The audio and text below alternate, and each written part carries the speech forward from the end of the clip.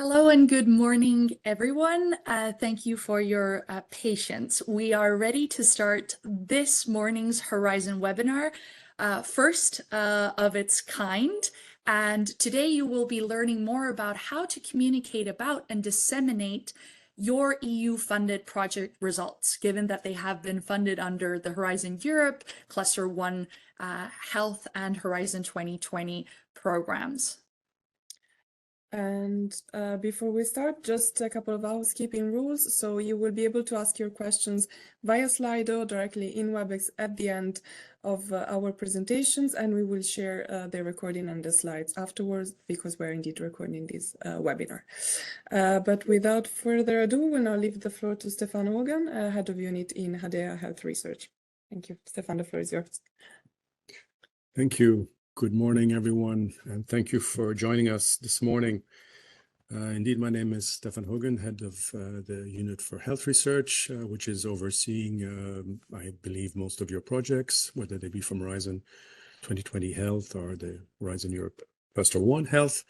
And this initiative from our communication team, which is very welcome, follows a first introduction to the communication support and advice that were provided as part of our series of networking meetings for new projects, which we started in 2020 for the 2022 projects, and which we plan to continue. So I just hope you can make the most of this and enjoy this seminar. Thank you. Thank you so much. And we now give the floor to our first speaker. Katrina, please, the floor is yours. Good morning. Thanks a lot for having us here today, and I see that we have quite numerous participants, which is super nice to see here. So thanks as well for the organizers for the opportunity to speak here. Much appreciated. Let me see if I can get the control so that I can pass my slide.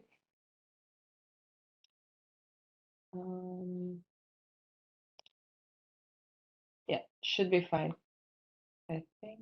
Let me see. Well, let me start first, and then if not, we'll figure out with the slides. So we, of course, know that every year we have the researchers all across Europe that are funded by the European Union's investment in research and innovation. And at the end of their project, they produce truly an incredible amount of research results. And of course, for these results to have an added value, to have then benefits for the society, it's really important to make them available to the relevant people and also to use them to generate further impact. And this is where dissemination and exploitation, or sharing and using of results, play a key role towards this valorization ecosystem. And today I will give you a very quick overview on the concepts and some further info on some of the tools, some of the opportunities that are available to you in this ecosystem that may be most useful to you. All of it will just be, bite-sized information. So you'll be, of course, able to follow up on it more and get more insights later on. And let me see, next one. Okay, perfect. So key concepts, starting with these very quickly. So dissemination, exploitation, they are two key activities. They're also part of the legal basis. You can find them mentioned in your grant agreements for those that are already beneficiaries. And they are key activities to really diffuse the knowledge, increase the uptake of research and innovation results, and as well demonstrate the generated impact. And this can be done by sharing and using these results. So why do I keep repeating the word results? It's because the focus here really is on the results and not just the idea. It's true that, it's important to already consider these aspects of sharing and using your results early on, already at the application level when you're applying for the funding of these, for example, Horizon Europe currently. But the nitty-gritty job will take place later on once the project really has advanced and starts to have results. And examples of these results can take many shapes and forms. They can be tangible, they can be intangible. For example, research roadmaps, but also policy recommendations. It can be something like skills and materials, codes of conduct. It can also be a service or software or prototype or an item. So really there's a myriad of different types of results that can come out. And it is through the dissemination and exploitation of these that we take this very important step. So just for those that perhaps are a bit more new to the concept or would like a refresher, dissemination refers to really the public disclosure of the results. What this means is that it enables those that can understand them to actually use them or to take them up if need be. So the audience here is targeted to those that understand them. And the focus here is on result as opposed to, for example, when it's communication, which can also cover the action itself. So in short, it refers to sharing the results with those that really can make use of them and can understand also the scientific domain and the language, etc. On the other hand, exploitation refers to the actual use of the results. So this here important to say that it's not limited to the commercial use only, but can also be, for example, policymaking purposes or standardization activities and so forth. So a quick recap on these would be, you can see a very quick side-by-side summary on the different concepts, including how they differ from one another. And there's one more concept I have added here, just to not confuse dissemination with communication, because communication really tends to target general public, or those that are not necessarily specialized in the topic. So it will use a different kind of language. It will use a language that is understandable outside the specific domain, clear, concise, easy to grasp concepts outside the immediate research community. Whereas dissemination is really the circulation of knowledge to those that understand all that entails, and then exploitation, step further, is the actual taking up the results, using them, doing something concrete with those. And with this in mind, I would like to share with you some various tools and initiatives that we have that can support you in this dissemination and exploitation journey. So starting with Horizon Dashboard, which offers data and statistics all the way from the very first framework program, which started 40 years ago. We're actually celebrating this year the 40th anniversary, to Horizon Europe, which most of us are very familiar with today, as it's the current framework program. Quick glance at what it looks like. This is just one of the examples of a screenshot of a potential dashboard. So here, the curious ones can find an immense source of data. This is just a tiny example of what sort of views and graphs can be built here by selecting yourself the filters that interest you, including on programs, country, organization types, domains, funding, etc. It's really great to better understand the overall ecosystem in your field or your region, for example. You can play around with the different filters, build your own graph. It's also excellent to access the RNA funding data from the framework programs, for example, specific to your organization, or benchmark your type of research across the region, etc. So it once you get into it, it seems it might be overwhelming at first, but as you play around with the different filters and the different views, you understand a little bit better the really all the data and the vast knowledge that is behind it. So this can be a helpful tool for that. Then on the other side of available data, we have more like the narrative side. After having had a quick look at what the Horizon dashboard is, so CORDIS here, for those that may not know it yet, is a public repository with really general information on the different aspects of RNA projects and results, namely the ones coming from the EU framework programs for research and innovation. So from the first framework program to the current one, Horizon Europe. So here you can find a little bit the narrative side of the coin, whereas dashboard refers to more statistical analytical view. But from dashboard, actually, once you have found a project, you can link to CORDIS, and then CORDIS will give you the narrative. So the description, the perhaps results, if there are any already available, etc. And not just that, there's also quite a few editorial items that are available through CORDIS that I will. Oh, I need to take control of the slide. So there are quite a few editorial items that you can access when you look at the, no, it didn't work. Let's try again. Okay, good. Now we have access to the slide. All right.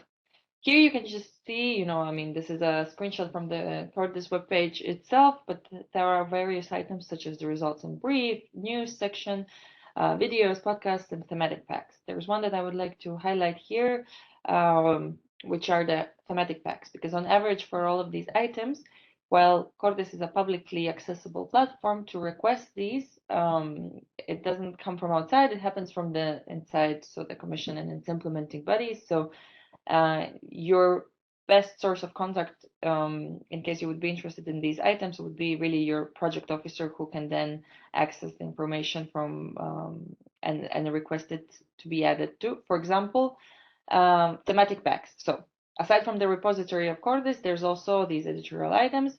Thematic packs include result packs, which may be of special interest to the audience today. It's a free of charge service consisting of, let's say on average, about 10 articles covering a certain scientific area, where each of these articles focuses on an individual research project and its achieved results.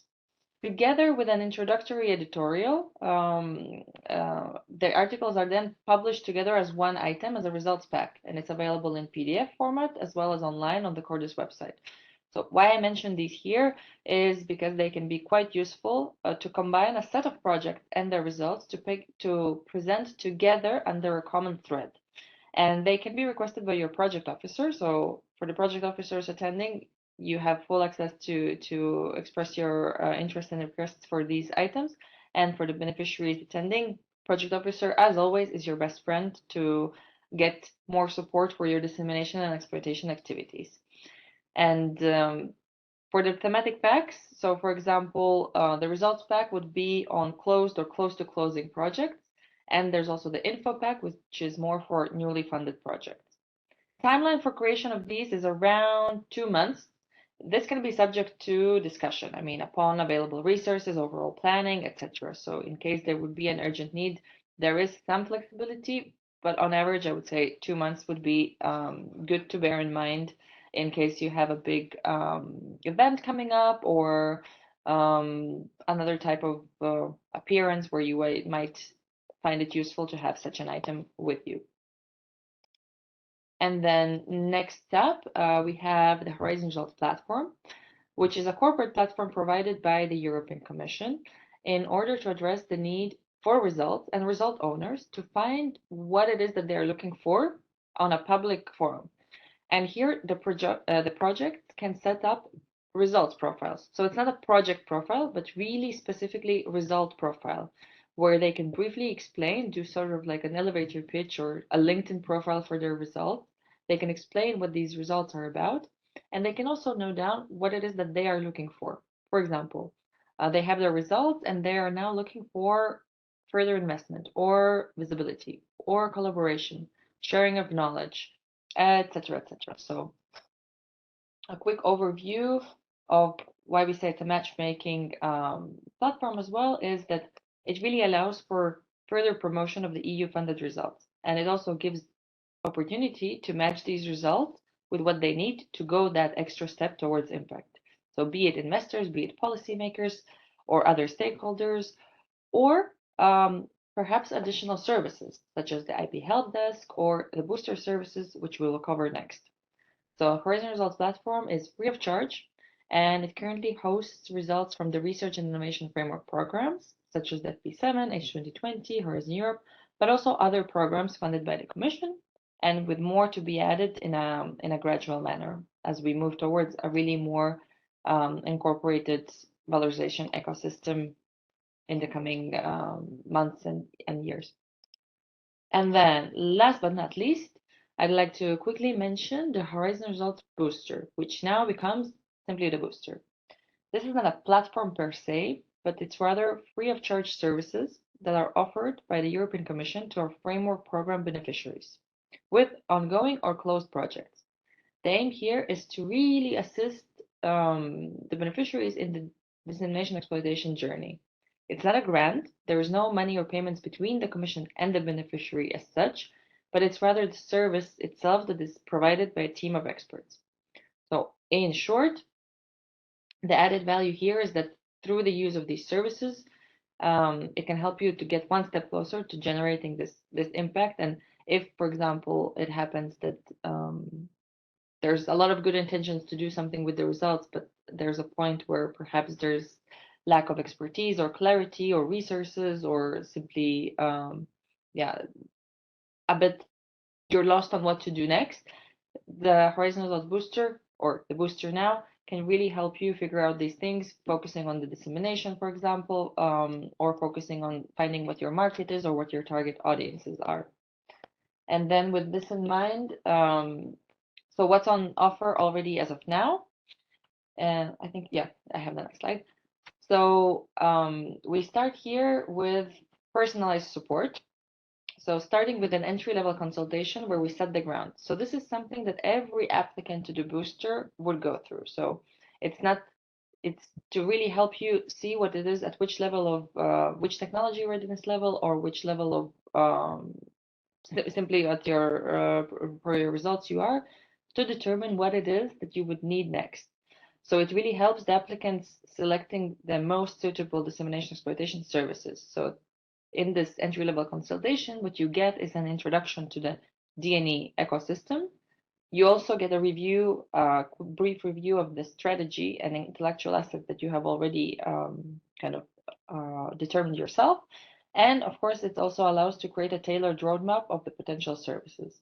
It entails maximum 2 calls, should be done within, let's say, 2 months time period.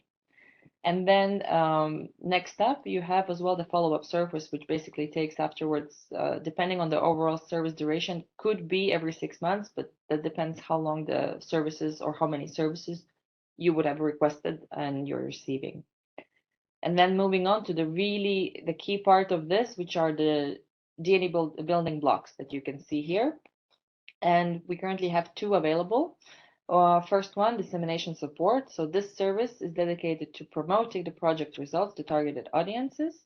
It helps you to enhance the dissemination plans, to think about executing the dissemination of project or portfolio results.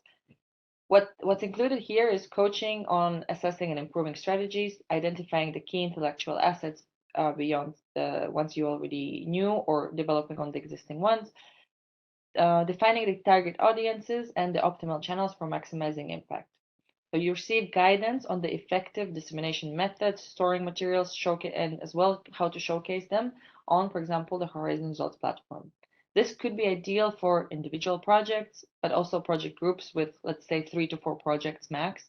And it can support also clusters in creating and developing common plans. Then moving forward, go-to-market support really helps to focus on increasing the maturity level of the key exploitable results. And here it is that you can develop the effective business plans to facilitate market access, identify opportunities for further exploitation or reuse of the research results. And the go-to-market in principle targets up to 3 selected key exploitable results, but there's possibility to include additional ones if that should be necessary. Here you really aim towards the market readiness. So the development of business plan, the identification of opportunities, market analysis, risk assessments, identifying key stakeholders and business partners, so you're ready to take this next step. Additional guidance, if necessary, could also include, for example, innovation management or creating really a go-to-market approach for you. This can be ideal for advanced individual research projects, so advanced in terms of their readiness to enter market. And in certain cases, of course, it can also be delivered to project groups, which would be then discussed at the level of the entry-level consultation. And then for add-ons, which are secondary, because the main thing here are really the building blocks. We have, for example, networking to help expand the contact database. We have as well the portfolio analysis for joint dissemination exploitation. Intellectual asset management to ensure that you're ready to disseminate and exploit, focusing on your intellectual assets and offering advice for your specific case. Here, it's important to mention that this service would only be delivered if the available service is not, if the kind of support you need is not already available elsewhere. And then, of course, you also have, if necessary, coaching for public speaking, and audiovisual support, but that's really secondary, because the main aim here is the dissemination and exploitation aspect. So really the focus on the building blocks. This is very brief introduction on it. I know I'm giving a lot of information at once, but it's just to show you that support is available. It's free of charge for you as beneficiaries. And so for the beneficiaries here to know, and for the project officers to know that this is something that you can actively recommend to your projects to use. So who can benefit from this? Aside from the generic eligibility of being funded by the Research Innovation Framework programs, such as FP7, H2020, Horizon Europe, the applicant can be a single project, it can be a project group, it can be one organization or one beneficiary only, or more than one. So this can be also seen at the level of the entry-level consultation when you apply, whether that's the most optimal setup for you and the way forward. Doesn't necessarily have to be the coordinator who applies, but of course the coordinator should be informed, and the project officer will also be informed. At the level of the application, it's up for the project officer to decide whether or not they would want to actively participate. There's no obligation. We don't want to increase the burden on anyone, but of course it's important to be aware of these opportunities. And then last, before I wrap up, how to apply. Very easy. It's quite straightforward. You simply go to the booster webpage that you can see on this slide. You express your interest, and once your request is processed, the contractor will get in touch with you with the next steps. On average, the applicants are expected to receive an answer within 5 to 10 working days. So it's relatively straightforward. And just for you to know, in case you're interested, there will be a dedicated launch event specifically and mainly on the booster, taking place on the 22nd of November, so in around 1 month time, so that you can add it already in your calendar. It's going to be available on the RNI community platform as of next week, so you can register there, and then we're happy to see you there as well for more in-depth introduction to what the booster is and what it can bring you. So that's it from my side. Thanks a lot for your time. Sorry I took a little bit longer, I believe, but I hope that the information was useful to you. And thanks a lot. I believe that I give the floor to Gabriela. Yes. Yes, to Gabriela, indeed. Just a quick thing for the people who have since joined the webinar. Everybody will receive the slides and the recording of the webinar afterwards. So in case you missed anything, you can catch up following the webinar. And secondly, all of the URLs to these platforms that we're discussing and presenting this morning will be included in the slides as well. Thank you so much. And we will be taking all the questions in the end, given that they have been labeled correctly. And Gabriela, please, the floor is yours. Good morning. Good morning, everybody. It's a pleasure to be here today and give you some insight on what are the open access obligations the beneficiaries of the Horizon Europe project has to comply with when they decide to disseminate their research result through scientific publication. I should have the control. Okay, so in Horizon Europe, the open access obligation for publication and research data are strengthened compared to Horizon 2020. And also we encourage some additional open science practices, as for example, providing open access also to research output beyond publication and data, for example, software, methodologies, technical report, etc. About the open access to publication in Horizon Europe, as it was in Horizon 2020, this is a mandatory practice without any exceptions. Exceptions are only allowed for open access to research data.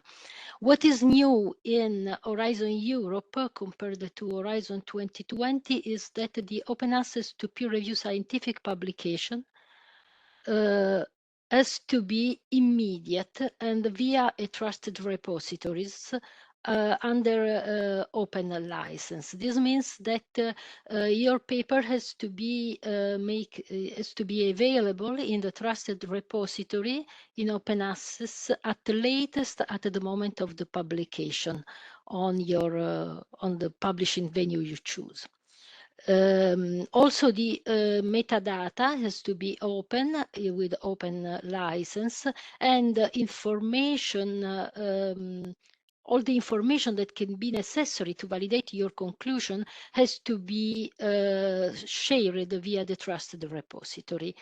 For all this, it's important that the beneficiaries retain their intellectual property rights, enough intellectual property rights to comply with all this open access requirement. Few words on the trusted repository. A trusted repository is not your personal database, is not your website, is not a cloud repository service. There are in the annotated grant agreement you can find the details on the technical characteristic that trusted repositories has to comply with. And in my last slide, I will show you, provide you a list of trusted repository. That is not a full list, obviously, but some of the most useful. And for any doubt on trusted repository, please refer to the annotated grant agreement or ask to your library. This open access obligation don't preclude you the possibility to publish on the journals of your choice. So you have the freedom to publish in venue of choice, provided that your publication fully comply with the obligation, your contractual obligation, as you can see in the grant agreement. Also important to note that in Horizon Europe, the publication fee will be reimbursable only if you publish on a full open access, in a full open access journal. So not in hybrid journals. You can publish also in hybrid journals, but your publication fees will not be reimbursed through Horizon, through the project. I also advise you to use the journal checker tool that can help you to determine whether the journal you choose allows with the obligation of Horizon Europe.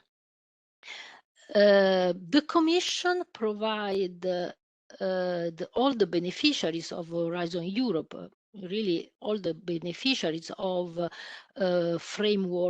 European Framework Program, the possibility to publish in open access, fully complying with the open access requirement of Horizon Europe through Open Research Europe. The Open Research Europe is the publishing platform of the European Commission.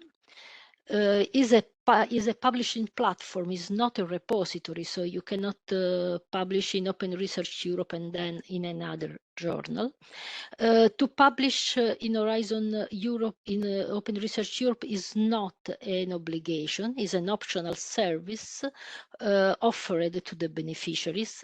What is important, at no cost for the beneficiaries.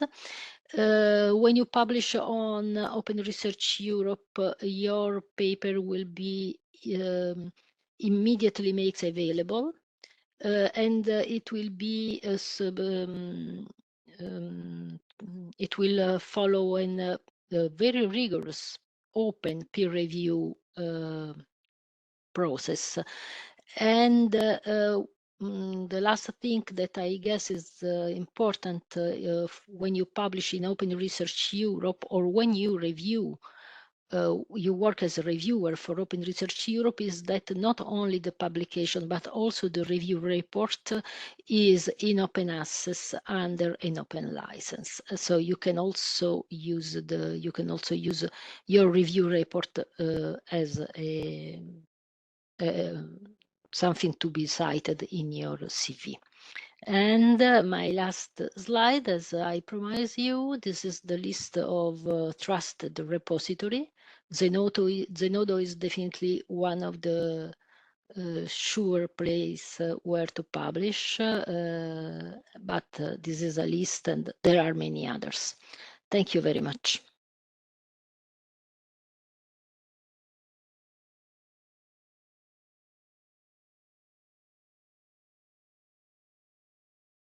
I pass the key.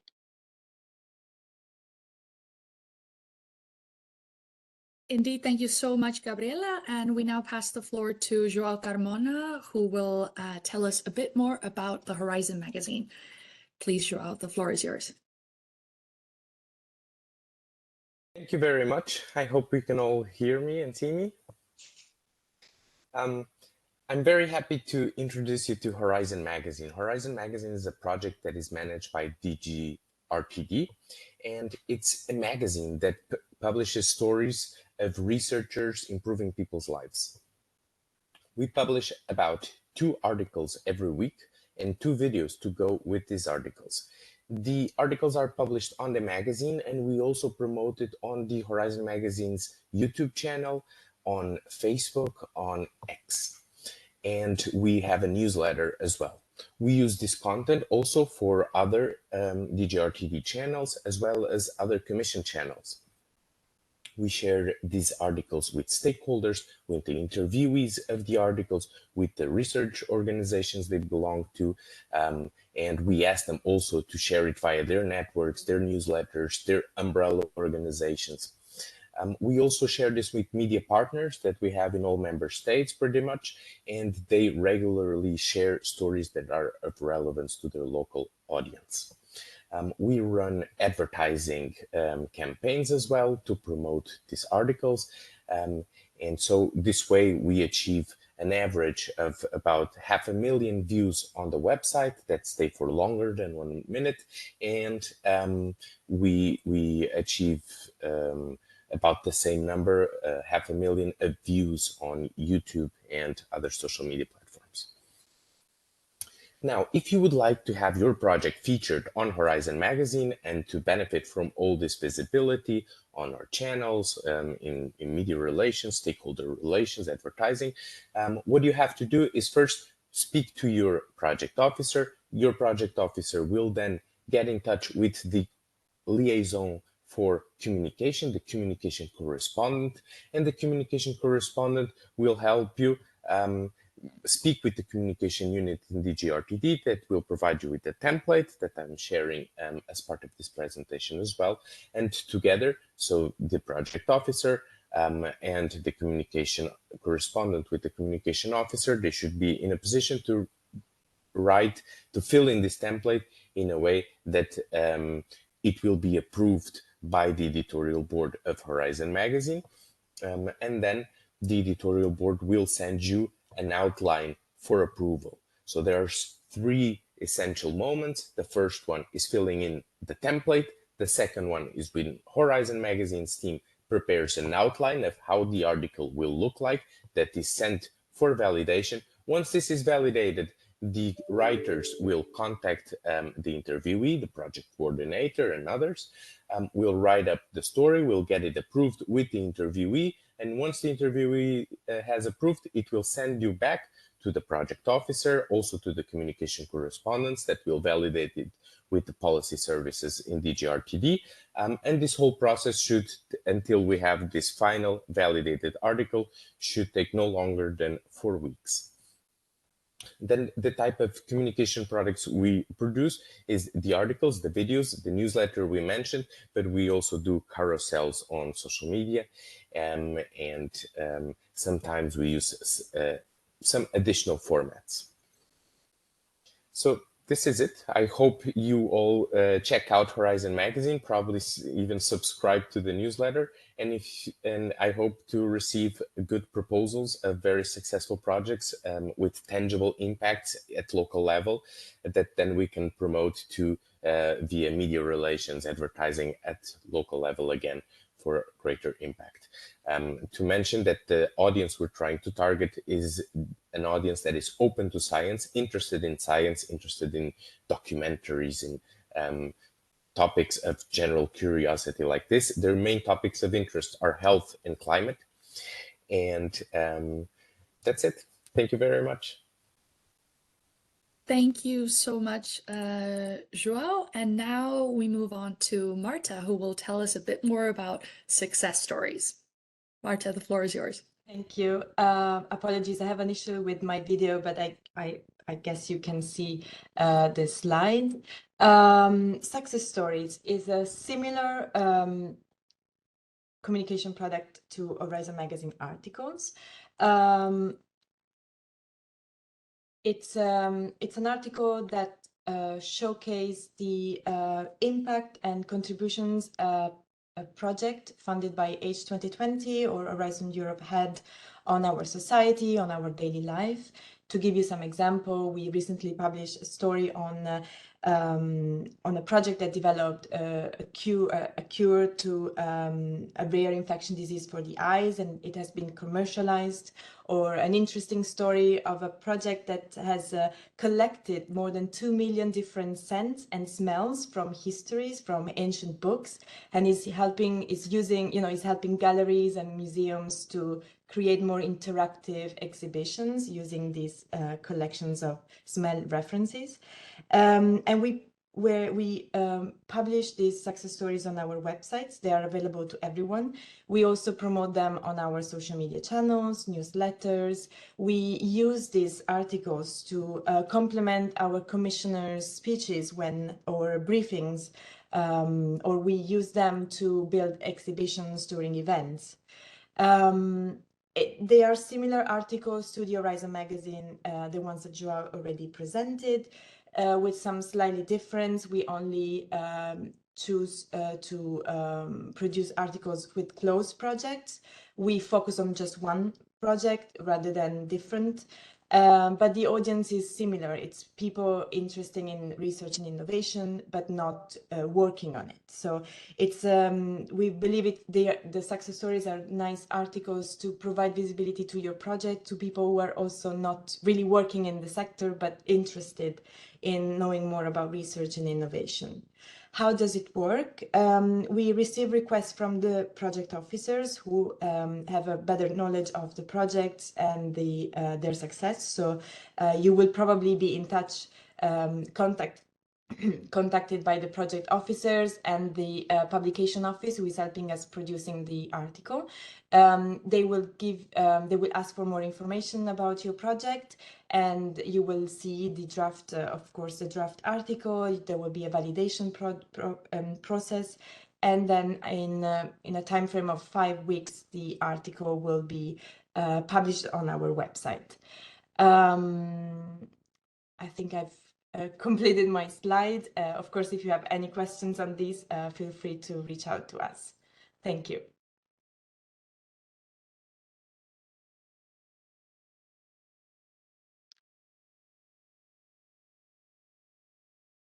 Thank you, Marta. We'll now continue with a section that is mainly dedicated to projects, Horizon projects managed by HaDEA. So we'll give you a quick overview of, mainly 2 products that we deal with here in HaDEA, which we call project stories and project briefs, but basically is how we give visibility to projects on our website and social media, either in written forms or via videos. Indeed, and the 2 main formats that we want to focus on briefly during this morning, just to kind of whet your appetite in case you have been funded by HaDEA through Horizon, are project profiles and project briefs. The 2 differ in terms of what the base format is. For project profiles, we're talking about text-based output, we always prepare questions. These get sent to the project coordinator and or the people in charge of the communication and dissemination work package. The answers get back to us, and then we edit them into an interview form and publish them on the HaDEA website. For project briefs, the base format is a video. Once again, we send questions, and based on the answers, the project coordinator and or representative of the project will create a script and record themselves, send in that clip, and then our fabulous in-house graphic designer will add all the necessary bits and pieces, the graphic overlay, and then a project brief is born. On the occasion of International Health Days, we always publish both of these. So for HaDEA managed projects, as a follow-up to this webinar, we will be sending out a editorial calendar for the rest of 2024. There will be a new one for 2025. So if you identify an International Health Day and your project has already shown results, don't hesitate to reach out to your project officer at HaDEA. And here are the two examples. So you see one is text-based and the other one is based on a video clip.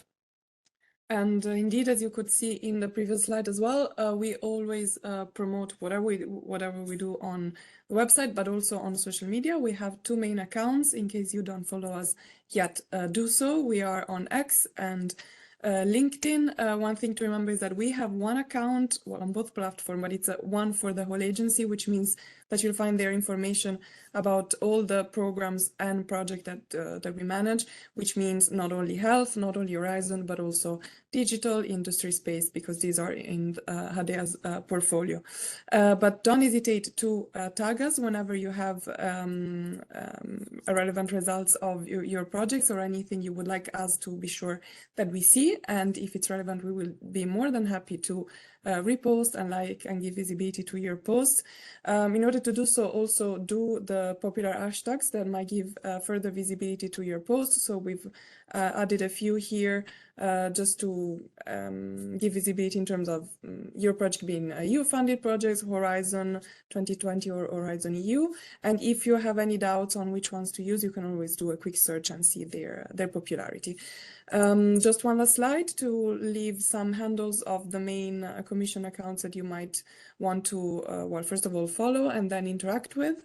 So both from RTD, Sante, but also the central commission accounts.